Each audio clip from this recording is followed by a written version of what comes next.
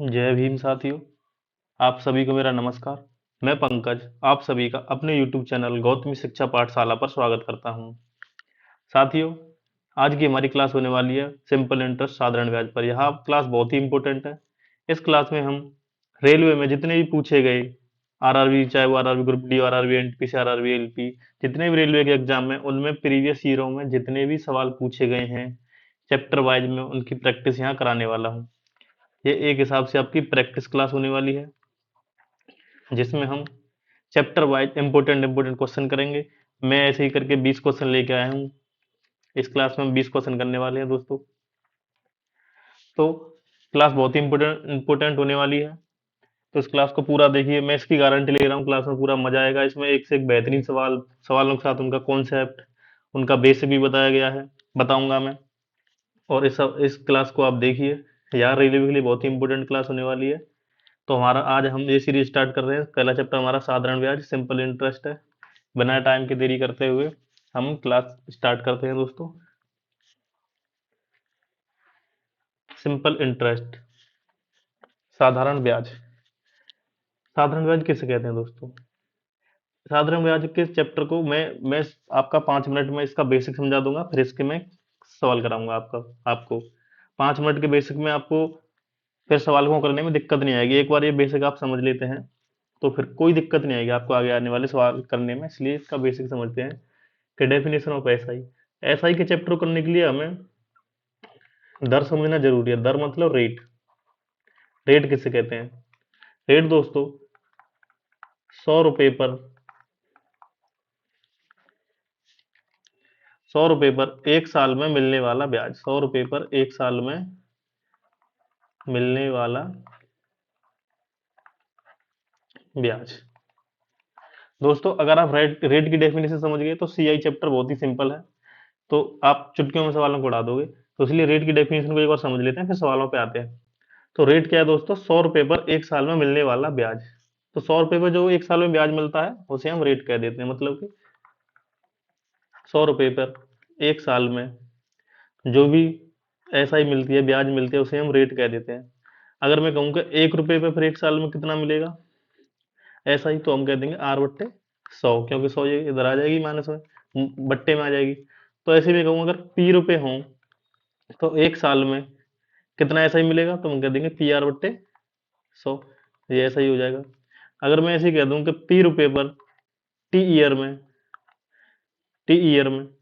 कितना मिल जाएगा, तो हो जाएगा पी आर टी अपॉन 100 बराबर एस आई। तो यहाँ से हम एस आई का फॉर्मूला निकाल लेते हैं। एस आई बराबर क्या होता है दोस्तों? हमने फॉर्मूला निकाल लिया है।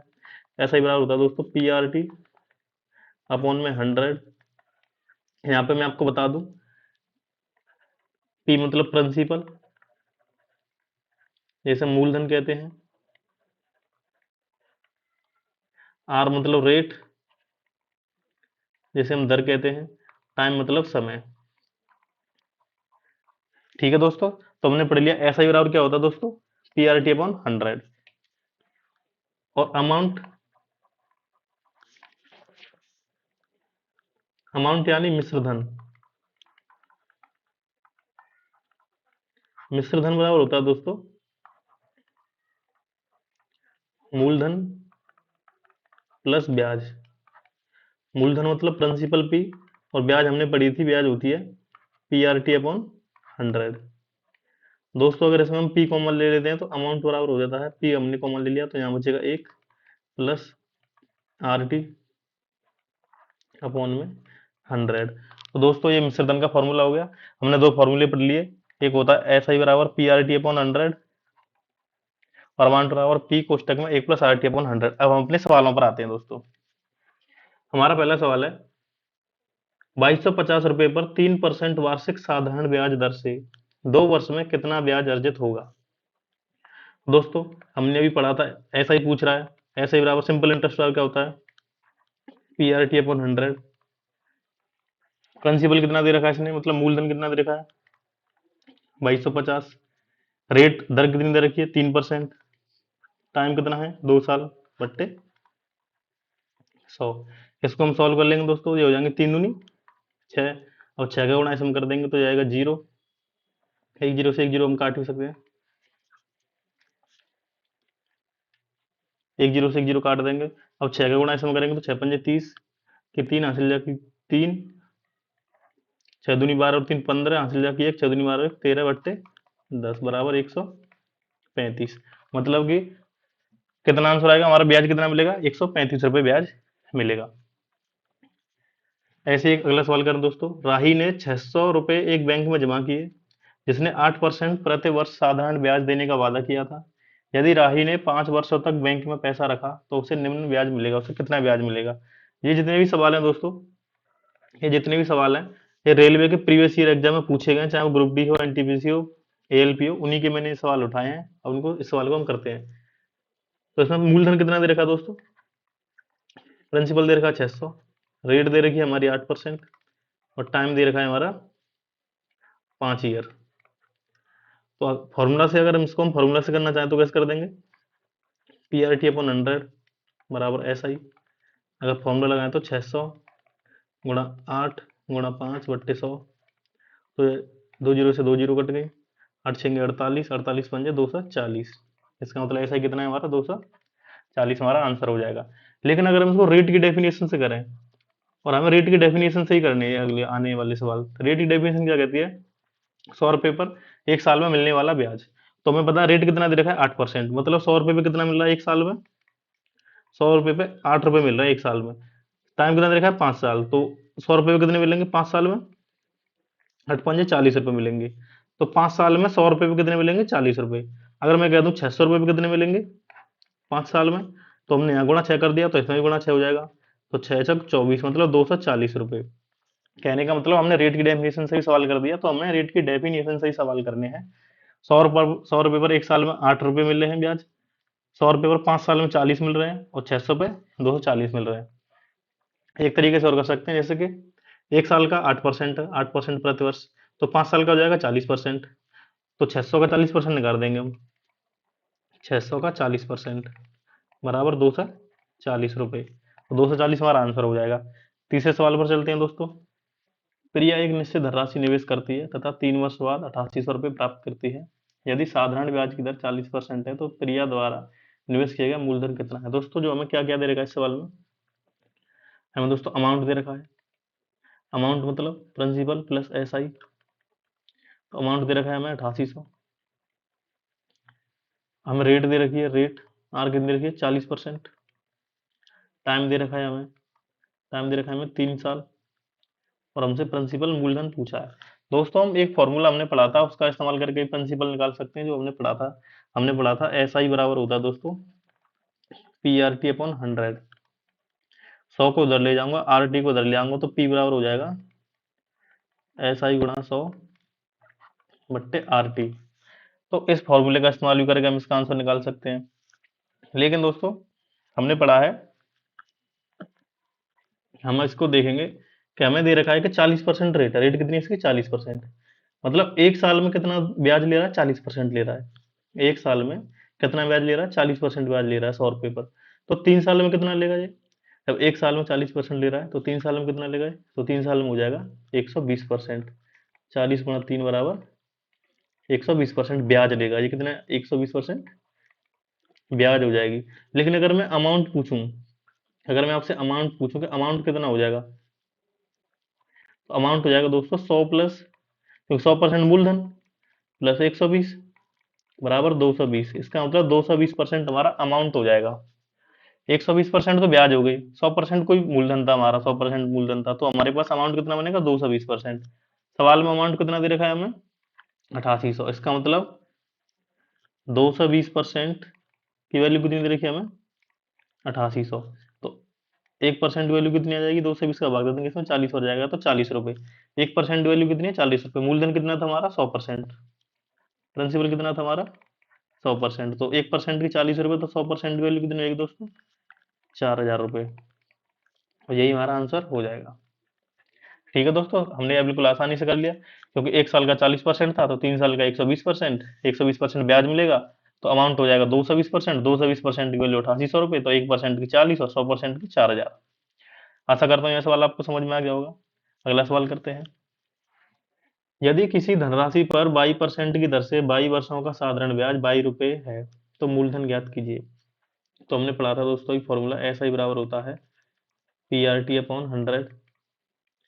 तो हमें क्या दे रखा है, यदि किसी धनराशि पर 22% की दर से 22 वर्षों का साधारण ब्याज 22 रुपये है, मूलधन पूछ रहा है हमसे, ब्याज कितना दे रखा है हमें 22 रुपये। फॉर्मूला लगाते हैं, 22 बराबर, प्रिंसिपल हमें पता नहीं, प्रिंसिपल हमने P मान लिया, रेट दे रखी है हमें 22% गुणा टाइम दे रखा है हमें 22 साल बट्टे 100, हमने फॉर्मूला लगा दिया।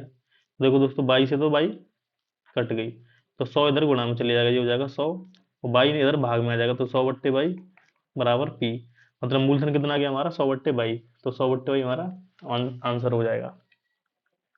पांचवा सवाल दोस्तों, एक निश्चित राशि 5% वार्षिक साधारण ब्याज की दर से 6 वर्षों में 2613 रुपये हो जाती है, कितने वर्षों में समान दर पर यह राशि 3015 रुपये हो जाएगी।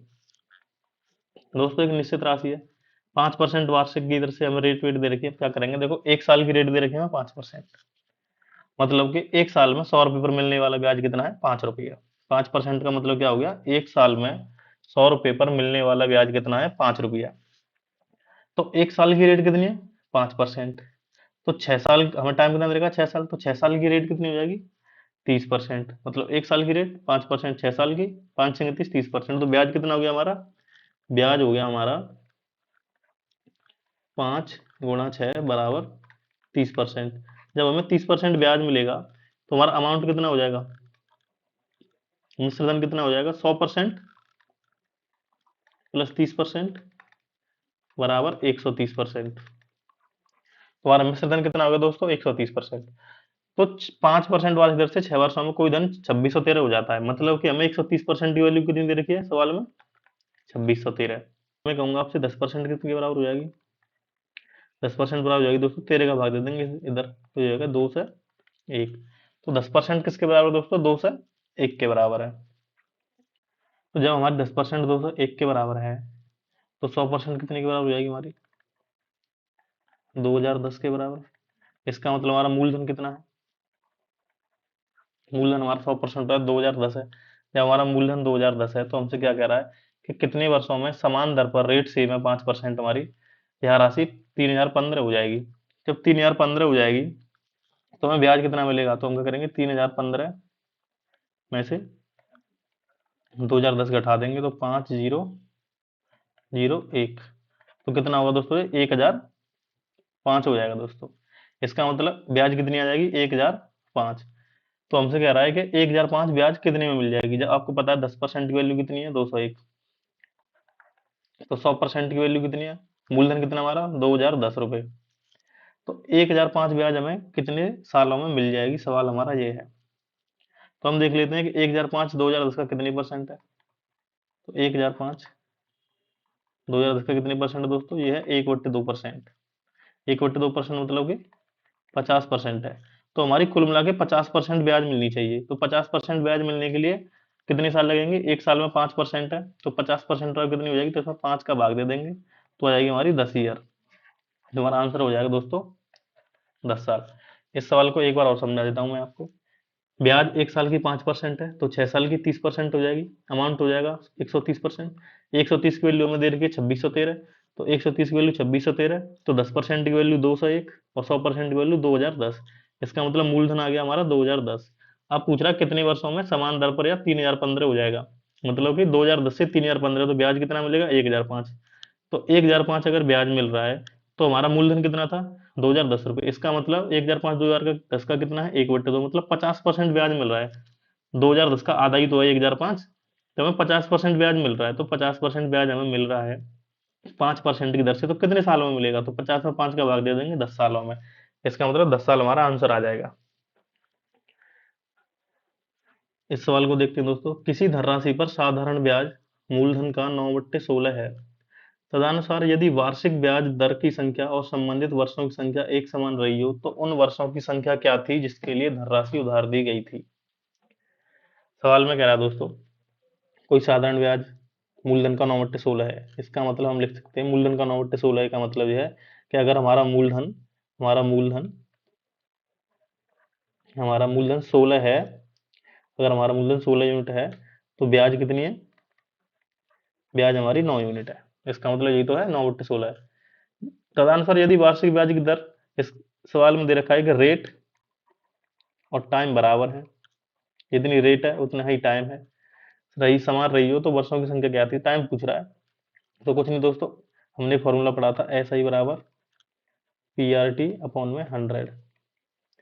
तो इस फॉर्मूले का इस्तेमाल करके इस सवाल का जवाब हम आसानी से निकाल सकते हैं। हमें एस आई दे रखा है 9, प्रिंसिपल हो गया हमारा 16, आर कितना दे रखा है, आर रेट और टाइम बराबर है, तो हम टाइम को रेट की जगह हम टाइम लिख देंगे, टाइम गुणा टाइम बट्टे 100। तो ये हो जाएगा दोस्तों 900 बट्टे 16, 900 बट्टे 16 बराबर टी स्क्वायर। टी स्क्वायर बराबर 900 बट्टे 16, तो हम कह सकते हैं ऐसे टी बराबर हो जाएगा दोस्तों रूट में 900 बट्टे 16। तो रूट 900 होता है दोस्तों 30 और 16 होता है दोस्तों 4। तो 4 में 30 में 4 का भाग देंगे तो 7 28 और बचे कितने, दो 4 पंजे 20, तो हो जाएगा 7.5। इसका मतलब 7.5 ईयर। तो टाइम कितना आ गया हमारा, 7.5 साल। दोस्तों हमने आसानी से कर लिया सवाल। 7वां सवाल करते हैं। साधारण ब्याज की किस दर से कोई धन अब स्वयं का 8 वर्ष में दोगुना हो जाता है, कोई धन 8 वर्ष में दोगुना हो जाता है। सवाल कर रहा है हमसे, रेट पूछ रहा है कि किस रेट से कोई धन 8 वर्ष में दोगुना हो जाएगा। मतलब कि अगर हम कह देते हैं मूलधन, मूलधन हमारा 100 रुपये है ना, तो कितने 8 वर्षों में, 8 ईयर्स में ये 200 हो जाता है। इसका मतलब कितना बढ़ा ये, 100 बढ़ा। 100 बढ़ा, 100 क्या होगी हमारी ब्याज। मतलब कि 100 रुपये पर 100 रुपये ब्याज मिल जाती है, जब तो 200 रुपये होगा, दुगना हो रहा है ना 100 से दुगना। तो 100 रुपये पर 8 साल में 100 रुपये ब्याज मिल रही है। तो हम क्या कह रहे हैं, रेट पूछ रहा है हमसे, तो 8 साल में कितनी मिल रही है हमें, 100 साल 100 रुपये। अगर मैं एक एक साल की बात करूं तो कितना हो जाएगा, 100/8, इसका मतलब 12.5 रुपए। इसका मतलब 100 रुपये पर 8 साल में 100 रुपये मिल रहे हैं, तो 100 रुपये पर एक साल में कितना मिलेगा, 12.5 रुपये। तो 100 रुपये पर एक साल में मिलने वाली ब्याज को ही हम रेट कह देते हैं। तो रेट कितनी हो जाएगी हमारी, 12.5%। और एक सवाल और करते हैं दोस्तों, अगर ये समझ में आया तो। अगर मैं यही इसी सवाल में ये कह देता कि कोई 8 वर्ष में धन तिगुना हो जाता है 8 साल में, एक और सवाल है दोस्तों, 8 साल में ट्रिपल हो जाता है मूलधन, तो रेट कितनी है, तो रेट कितनी है। इसका मतलब दोस्तों 100 से कोई धन 300 हो गया, कितने सालों में, 8 सालों में। तो 100 से 300 हो गया 8 सालों में, तो ब्याज कितनी मिली उसे, ब्याज मिली उसे 200 रुपये। कितने सालों में, 8 सालों में, ये मिली 8 सालों में। तो एक साल में कितनी ब्याज मिलेगी उसे, 8 का भाग दे देंगे 25 रुपये। इसका मतलब 100 रुपये पर एक साल में मिलने वाली ब्याज कितनी है, 25 रुपये। तो रेट कितनी हो जाएगी हमारी, 25%। प्रतिवर्ष साधारण ब्याज की एक निश्चित दर पर 10 वर्षों में एक धनराशि अपने आप की 13/8 हो जाती है। साधारण ब्याज की वार्षिक दर क्या है। दोस्तों 10 वर्षों में 13/8 हो जाती है, मतलब कि अगर 8 रुपये मूलधन था हमारा, अगर मूलधन 8 रुपये था, क्योंकि 8 बेस में तो हम 8 को लेंगे मूलधन, तो अगर मूलधन 8 रुपये था तो हमारा कितना हो जाता है, 8 से मिश्रधन हो जाता है, मिश्रधन हो जाता है हमारा 13 रुपये। मतलब कि ब्याज कितना मिल गया, ब्याज मिल गया हमारा 5 रुपये होगी हमारी ब्याज। तो सिंपल सा हमें इसमें सवाल लगा के, फॉर्मूला लगा के सवाल का आंसर निकाल सकते हैं कि हमें ब्याज कितनी मिल रही है, 5 रुपये। तो 5 रुपये ब्याज मिल रही है, मूलधन कितना है हमारा, 8 रुपये। रेट हमसे पूछ रहा है, रेट लिख लिया। टाइम कितना दे रखा है हमें, 10 साल बट्टे 100। तो इससे ये गया 10 बार दोस्तों, 10 का गुणा इसमें हो जाएगा तो हो जाएगा 50/8 बराबर 8। 8 देंगे तो 8×6 = 48, बचे 4, नहीं 8×6 = 48 बचे 2, 8×2 = 16, बचे 4, 8×5 = 40। तो रेट हो जाएगी हमारी 6.25%। तो हमारा आंसर आ जाएगा 6.25%। किसी निश्चित राशि पर 6 वर्ष और 3 वर्ष के लिए क्रमशः 5% और 8% की दर से अर्जित साधारण ब्याज का अनुपात क्या हुआ। दोस्तों हमसे क्या कह रहा है सवाल कि एक निश्चित धनराशि है, पता नहीं हमें कितनी है, 6 वर्ष और 3 वर्ष के लिए क्रमशः 5% और 8% की दर से साधारण ब्याज का अनुपात पूछ रहा है। तो हमसे साधारण ब्याज का अनुपात पूछ रहा है, पहला हमें एक निश्चित धनराशि, मतलब दोनों राशि सेम है, प्रिंसिपल दोनों में सेम दे रखा है। ये प्रिंसिपल हमारा सेम है तो दोस्तों हमारा प्रिंसिपल सेम है। तो मैं आपको एक चीज बता देता हूँ कि हमने एक फॉर्मूला पढ़ा था, एस आई बराबर पी आर टी अपॉन 100। इसका मतलब ये होता है दोस्तों कि S I directly proportional to principal. अगर प्रिंसिपल ज्यादा है तो ब्याज भी ज्यादा होगा। ये भी कह सकते हैं S I directly proportional to rate. अगर रेट ज्यादा है, जैसे जैसे हम रेट बढ़ाएंगे तो हमारी ब्याज भी बढ़ती जाएगी। और S I directly proportional to T, मतलब कि जैसे जैसे हम टी बढ़ाएंगे, समय बढ़ाएंगे, तो हमारी ब्याज भी बढ़ती जाएगी। तो दोस्तों अगर मैं प्रिंसिपल को सेम रखता हूँ तो एस आई किस पे डिपेंड करेगी, आर टी के गुणनफल पे। जितनी हमारी आर और टी होगी उतनी हमारी ब्याज होगी। तो दोस्तों इस सवाल को हम करते हैं। 6 साल के लिए 5% ब्याज है, मतलब एक साल के लिए 1% है, तो 6 साल की ब्याज कितनी बनेगी हमारी, 6 गुणा 5, 30% ब्याज बन जाएगी। दूसरे केस में कितनी ब्याज बन जाएगी हमारी, 3 साल के लिए 8%, 3 गुणा 8, ये बन जाएगी हमारी 24% ब्याज। ये हमारी ब्याज बन गई। इन ब्याज का अनुपात पूछ रहा है, 30 का और 24 का, 6 का भाग दे देंगे तो 5:4 आ जाएगा। ठीक है दोस्तों, ये हमारा आंसर हो जाएगा। ये हम यहाँ पे क्या कर रहे हैं दोस्तों, यहाँ पे हम आर टी कर रहे हैं। आर टी क्योंकि पी तो सेम है दोनों केसों में, तो आर टी का अनुपात निकाल लेंगे, यही हमारा एस आई का अनुपात हो जाएगा। ठीक है दोस्तों, 10वां सवाल करते हैं। एक निश्चित राशि पर 5/2 वर्ष में 12% प्रति वर्ष की दर से साधारण ब्याज, 7/2 वर्षों में उसी राशि पर 10% प्रति वर्ष की दर से साधारण ब्याज से 50 कम है, तो राशि ज्ञात कीजिए।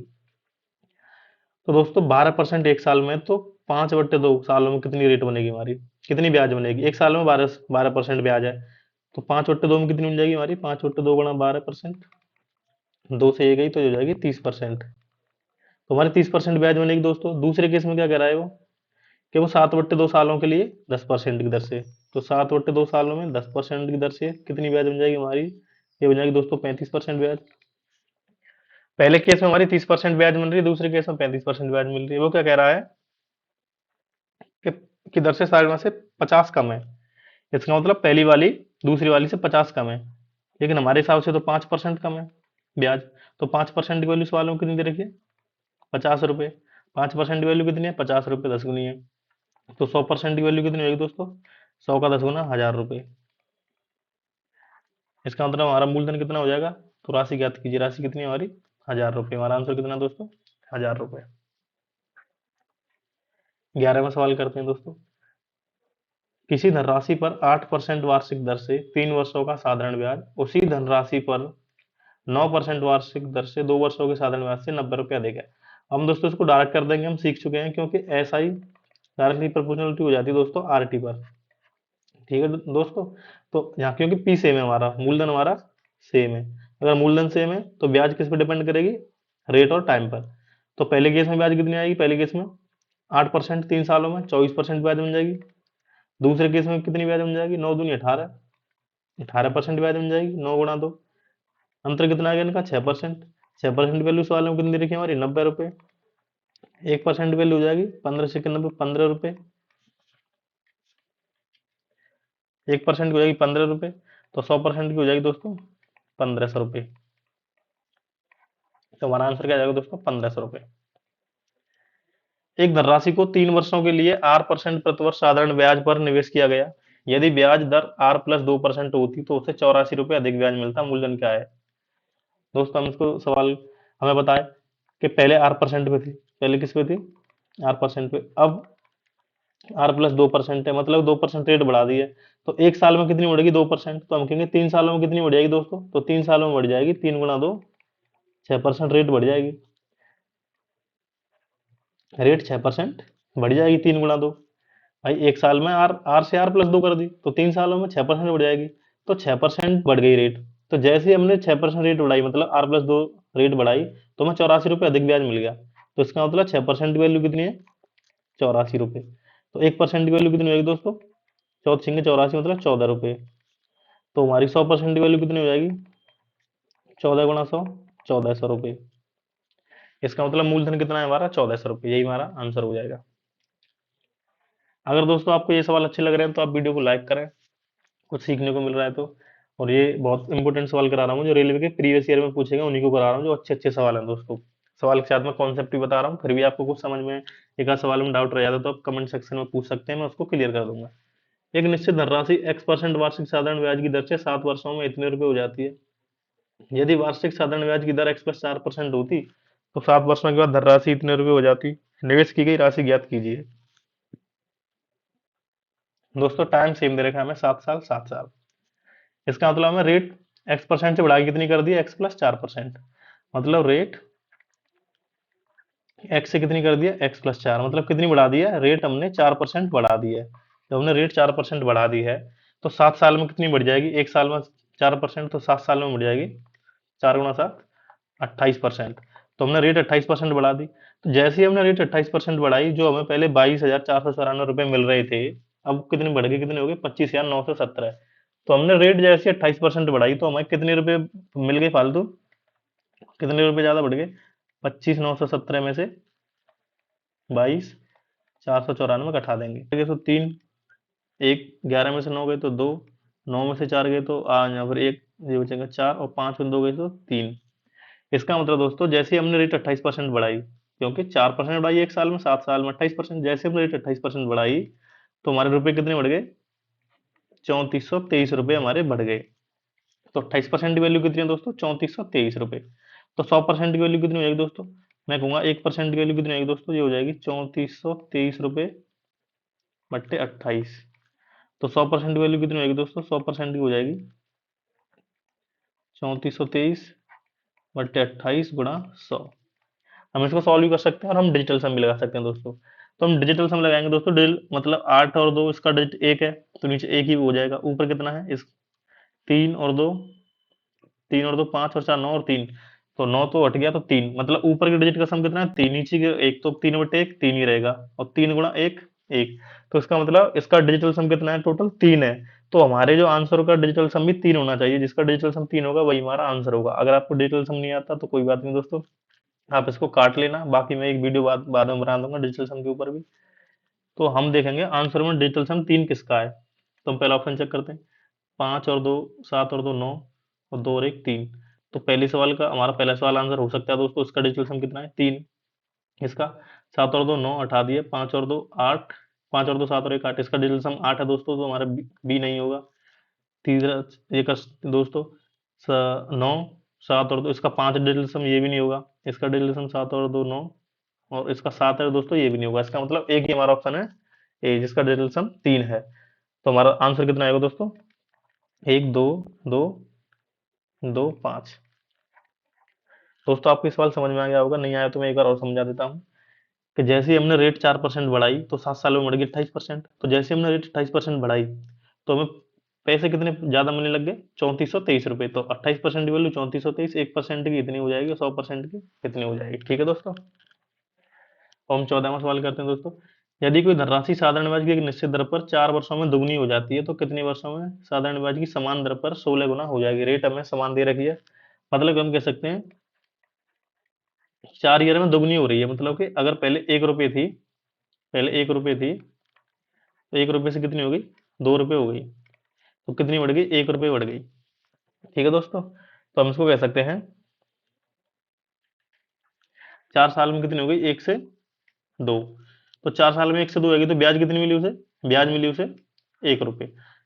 तो 1 रुपए उसे ब्याज मिली। अब वो क्या कर रहा है कि 16 गुना करना है, जैसे हमें 16 गुना करना है कोई मूलधन, 16 गुना करना है तो उसमें ब्याज कितनी मिलेगी, मतलब एक पहले मूलधन था वो 16 गुना हो गया तो ब्याज कितनी मिलेगी उस पर, 15। ठीक है दोस्तों, तो 4 साल में तो एक ब्याज मिल रही है, तो 15 कितने साल में मिलेगी, 4 साल में एक मिली तो 15 मिलेगी दोस्तों, 4 × 15 60 साल में। तो यही हमारा आंसर हो जाएगा दोस्तों। 4 साल में हमें एक ब्याज मिल रही है तो 15 ब्याज कितने मिलेगी, 60 सालों में मिलेगी, सिंपल था। और दोस्तों 15वें सवाल करते हैं हम, एक धनराशि 15 वर्ष में मूलधन की 3 गुनी हो जाती है, साधारण ब्याज की समान दर पर कितने वर्षों में मूलधन स्वयं से 5 गुना हो जाएगा। दोस्तों 15 वर्ष में मूलधन की 3 गुनी हो जाती है, मतलब कि पहले अगर मूलधन हमारा एक था, यहाँ पर लिख देता हूँ, प्रिंसिपल हमारा एक है, प्रिंसिपल मतलब मूलधन, मूलधन एक था, तो एक से कितना हो गया दोस्तों, एक से हो गया 3। इसका मतलब ब्याज कितनी मिली उसे, ब्याज मिली उसे 2, ब्याज मिली उसे 2। तो ब्याज 2 कितने सालों में मिली उसे, उसे मिली 15 सालों में। तो 15 सालों में कितनी ब्याज मिली उसे, 2। अब सवाल क्या करा है हमसे कि मूलधन एक था, 5 गुना करना है। जब हमें मूलधन 5 गुना करना है दोस्तों, तो ब्याज कितनी चाहिए होगी हमें? ब्याज चाहिए होगी दोस्तों 4। ठीक है दोस्तों, एक मूलधन 5 गुना हो जाएगा तो ब्याज कितनी हो जाएगी? 4। तो 2 ब्याज मिल रही है 15 सालों में, तो 4 ब्याज कितनी मिलेगी दोस्तों? 4 ब्याज मिलेगी हमारी 30 सालों में। तो हमारा आंसर हो जाएगा दोस्तों 30 साल। मैं ऐसा करता हूँ दोस्तों, आपको ये वाले सवाल समझ में आ रहे होंगे, जिसमें हम मूलधन और स्वयं का कितने गुना हो जाता है। हमने इस पर कई सवाल कर लिए हैं। अगला सवाल करते हैं दोस्तों। दोस्तों अगर आपको ये सवाल अच्छे लग रहे हैं तो लाइक करें वीडियो को, चैनल को सब्सक्राइब कर लें। समान साधारण ब्याज की दर पर एक धनराशि 6 वर्ष के बाद 12,000 और 9 वर्ष के बाद 15,000 हो जाती है। ब्याज की वार्षिक दर कितनी है? देखिए दोस्तों, 6 ईयर में अमाउंट कितना हो जाता है? 12,000, 12,000 रुपये। और 9 ईयर्स में हो जाता है दोस्तों 15,000 रुपये। मतलब 6 साल में हमें मिश्र धन कितना मिलता है? 12,000, और 9 साल में 15,000। मतलब कि हमारा टाइम का गैप कितना है? 3 साल। हमने जैसे 3 साल बढ़ाए तो ब्याज कितना बढ़ गया हमारा? 12,000 से हो गया 15,000, तो ब्याज बढ़ गया हमारा 3,000 रुपये। तो इसका मतलब 3 साल में कितना बढ़ेगा दोस्तों? 3,000 रुपये। 3 साल का ब्याज कितना है दोस्तों? 3,000 रुपये। तो अगर 3 साल के ब्याज 3,000 रुपये है, यहाँ मैं लिख देता हूँ, 3 साल का SI है 3,000 रुपये। तो 6 साल का SI कितना हो जाएगा दोस्तों? 6 साल का SI हो जाएगा 6,000 रुपये।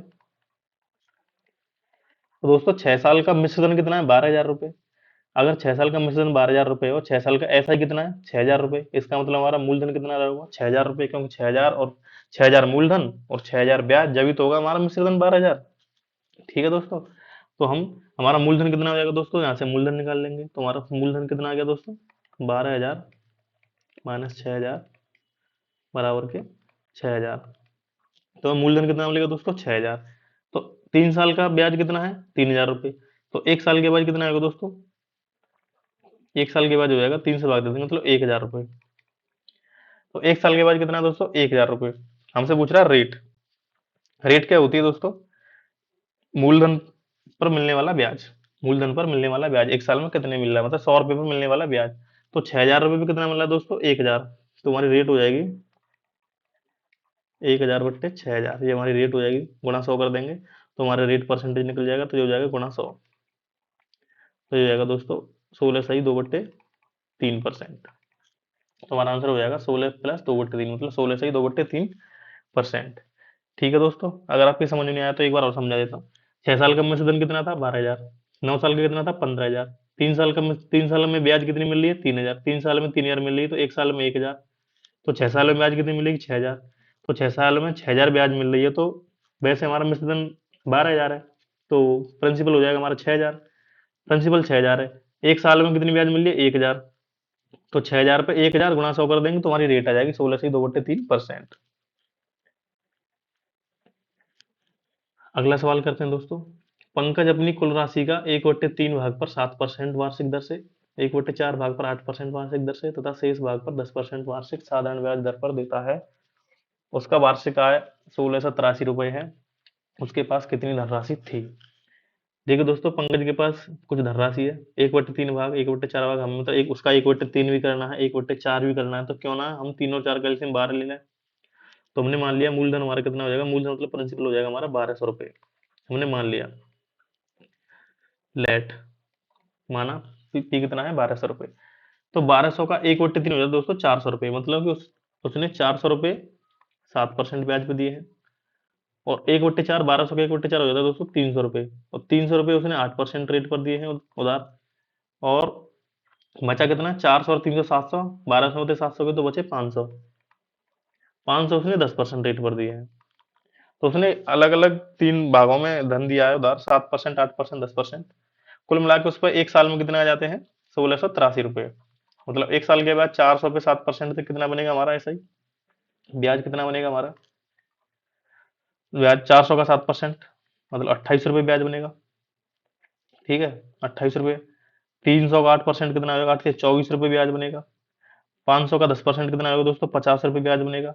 कुल मिला के 28, अगर हमने 1,200 रुपये उधार दिए थे, लिए मतलब 400, 300, 500 करके, तो 28 ब्याज मिला पहले 400 रुपये पे। 300 24 रुपये, 500 रुपये अगर हमने दिए थे, तो हमें मिला है 50 रुपये। अब इनको जोड़ लेते हैं 28, 24 और 50 को। तो 28 और 24, 50 कितने हो जाएंगे दोस्तों? 28 और 24 हो जाएंगे 52, 52 और 50 हो जाएंगे दोस्तों 102। तो अगर हम इनको जोड़ लेते हैं तो हो जाते हैं 102। 24 और 24 48 और 52 और 2 102 रुपये। इसका मतलब 102 रुपये उसे टोटल ब्याज मिलता है एक साल में। तो 102 की वैल्यू सवाल में कितनी दे रखी है हमें? 1683। 102 की वैल्यू कितनी दे रखी है? 1683। हम इसको काट लेते हैं। 17 का पहाड़ा 17 छक्के 102। 17 से गया 6 बार और 17 से जाएगा 17 नम्मा 153। बचे कितने? 15 और 17 नम्मा 153। तो 17 से गया जी 99 बार। अब ये 3 से और जाएगा। 3 से गया 2 बार और 3 से गया ये 33 बार। मतलब 2 की वैल्यू कितनी है? 2 रुपए की वैल्यू है हमारी 33। ठीक है दोस्तों, 2 रुपए की वैल्यू कितनी है हमारी? 33। या फिर ऐसे ही कर लेते हैं, 6 की वैल्यू कितनी है हमारी? 99। जब 6 रुपए की वैल्यू हमारी 99 है तो 12 रुपए की कितनी होगी? 12 रुपए की होगी हमारी 198। तो 1200 की कितनी हो जाएगी? 1200 रुपए की हो जाएगी हमारी इतनी। तो हमारा आंसर हो जाएगा ये, क्योंकि 6 रुपए की वैल्यू कितनी है? 99। मूलधन कितना था हमारा? 1200। अब 6 रुपए की 99 है तो 1200 की 99 की डबल मतलब 198। तो 198 से हमारा आंसर हो जाएगा। 5,000 रुपए की राशि को आंशिक रूप से 5% और आंशिक रूप से 10% की वर्ष पर उधार दिया गया। 5 वर्ष बाद ब्याज के रूप में प्राप्त कुल राशि 1750 रुपए थी। 10% प्रतिवर्ष साधारण ब्याज की दर पर उधार दी गई राशि ज्ञात कीजिए। देखिए दोस्तों, सवाल क्या कह रहा है? 5 साल में उसे कितनी राशि मिली है? 1750 ब्याज के रूप में। तो 5 साल में कितनी मिली है? 1750 ब्याज। तो एक साल में कितनी मिलेगी दोस्तों? 5 का भाग दे देंगे। 5 या 15 बचे 2, 350। मतलब एक साल में उसे कितने मिलेंगे? 350 रुपये। जब 5 साल में उसे 1750 ब्याज मिली है तो एक साल में 5 का भाग दे दिया। 5 थी 15 बचे 2, 55 25, 350 रुपये ब्याज मिलेगी। इस सवाल को दोस्तों हम एलिगेशन से करेंगे कि दोस्तों अगर वो एक साल के लिए पूरा का पूरा पैसा जो 5,000 है 5% की दर पर, जो हमने प्रिंसिपल दे रखा है हमें 5,000 रुपये, अगर पूरे के पूरे प्रिंसिपल को 5% पे दे देता, तो अगर वो 5% पे दे देता तो उसे ब्याज कितना मिलता दोस्तों? उसे ब्याज मिलता 5,000 का 5%, मतलब कि 250 रुपये। ठीक है दोस्तों। और अगर दूसरे केस में अगर वो 10% पे देता, पूरे का पूरा पैसा मान के हम तो 10% पे ही दे रहे हैं भाई, तो अगर वो पूरे के पूरे 5,000 रुपये को 10% पे देता तो उसे ब्याज मिलता एक साल में 10% देते 5,000 का 10% हो जाएगा 500 रुपये। तो अगर 5% पे देता तो 250 रुपये और 10% देता तो 500 रुपये। लेकिन एक्चुअल में उसे कितने मिले एक साल में? 350। 5 साल में 1750, एक साल में 350। एक्चुअल में मिले उसे 350। हम लोग घटा देंगे। 500 में तो 350 जाएंगे दोस्तों, कितने बचेंगे? 150। 350 से 250 जाएंगे दोस्तों, बचेंगे 100। इनका अनुपात ले लेंगे, 3:2 हो जाएगा। इसका मतलब उसने 3:2 में रुपया जो पैसा था 5,000 डिवाइड किया था। 3:2 मतलब कितना हो गया? 5। 5 की वैल्यू 5,000। तो उसका मतलब 3 की वैल्यू कितनी है दोस्तों? 3,000। और 2 की वैल्यू कितनी है? 2,000। हो गया करा 10% पे कितनी दी? 10% पे कितने दिया था? 2 पैसा, मतलब 10% दिया था उसने 2,000। ये हमारा आंसर हो जाएगा। एक व्यक्ति 3 अलग-अलग योजनाओं में 6 वर्ष, 10 वर्ष, 12 वर्ष के लिए क्रमशः 10%, 12%, 15% निवेश करता है यदि उसे समान ब्याज मिलता है। दोस्तों इस सवाल को करने से पहले एक छोटा सा कॉन्सेप्ट समझते हैं, फिर इस सवाल को हम करेंगे। दोस्तों आप सभी को पता है सवाल क्या कह रहा है? जब समान ब्याज मिलता है, मतलब जब ऐसा ही हो सेम, जब ऐसा ही सेम मिले अलग अलग प्रिंसिपल पर। तो मान लेता हूँ प्रिंसिपल है हमारा पहले केस में P1, तो ऐसा ही कितनी बनेगी? और रेट है हमारी R1, तो P1 गुणा R1,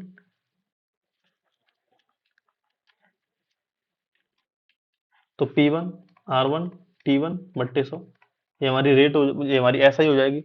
ऐसा ही मतलब हर केस में सेम है। अगर मैं कहूँ P2 R2 T2 बट्टे 100, ये ऐसा ही निकाल रहे हैं दोस्तों। हम क्या निकाल रहे हैं? ऐसा ही। तो ऐसा ही तीसरे केस में अगर उसने 3 भागों में बांटा है पैसा, तो P3 हो जाएगा R3 रेट से T3 समय के लिए कितना ब्याज बनेगा? इतना ब्याज मिलेगा। वो कह रहा है कि तीनों केसों में ब्याज सेम है, मतलब तीनों मूलधन अलग अलग है, तीनों टाइम, तीनों रेट अलग अलग है, और तीनों केसों में अगर हमारा ब्याज सेम है, मतलब कि हमने मान लिया के जो कि ऐसा ही है, हमने मान लिया कि ऐसा ही, तो ये सेम है, तो हमसे पूछ रहा है वो प्रिंसिपल का रेशियो क्या हुआ। ठीक है दोस्तों, तो हम क्या करेंगे? देखो 100 से 100 कट जाएगा, तो P1 बराबर कितना हो जाएगा? ये R1 T1 उधर बट्टे में आ जाएंगे के, तो P1 बराबर हो जाएगा K बट्टे R1T1। ऐसे P2 बराबर हो जाएगा दोस्तों K बट्टे R2T2। ऐसे P3 बराबर हो जाएगा दोस्तों K बट्टे R3T3।